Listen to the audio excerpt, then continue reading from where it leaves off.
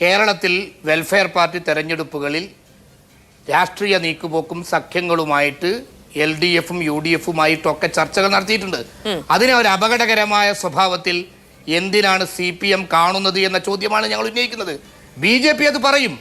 അവർക്ക് വർഗീയ വിദ്വേഷം വിതറിയിട്ട് ഇന്ത്യ രാജ്യത്ത് വീണ്ടും വീണ്ടും അധികാരത്തിലെത്താനുള്ള ശ്രമം മാത്രമാണ്. അവരുടെ മുമ്പിൽ ഇന്ത്യയിലെ മുസ്ലിങ്ങൾ സമ്പൂർണ്ണമായി ഉന്മൂലനം ചെയ്യപ്പെടേണ്ടവരാണ്.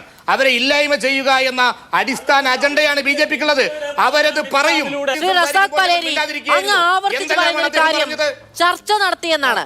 നിങ്ങൾ ഈ ചർച്ച നടത്താൻ പോകുന്ന സമയത്ത് മറ്റുള്ളവർ അതിന് കൈകൊടുക്കുകയാണോ ചെയ്തിട്ടുള്ളത്, അതോ നിങ്ങളുടെ ചർച്ചയൊക്കെ കേട്ടതിന് ശേഷം ശരി പക്ഷെ നിങ്ങളുമായി സഹകരിച്ച് മുന്നോട്ട് പോകാൻ പറ്റില്ല എന്ന നിലപാടെടുക്കുകയാണോ ചെയ്തിട്ടുള്ളത്? ഉദാഹരണമായി മാധു, ഇത് കഴിഞ്ഞ 2015 പഞ്ചായത്ത് തെരഞ്ഞെടുപ്പിൽ ഞങ്ങളും CPMുമായി ധാരണയിൽ മത്സരിച്ചു, പലയിടങ്ങളിലും ജയിച്ചു, മുന്നോട്ട് പോയി. സഖാവ് കോടിയേരി തന്നെ നേതൃത്വം കൊടുത്ത ചർച്ചയായിരുന്നു അന്ന് നടന്നത്. ഇത് ഷാനിവ് നിഷേധിക്കുമെന്ന് എനിക്ക് തോന്നുന്നില്ല.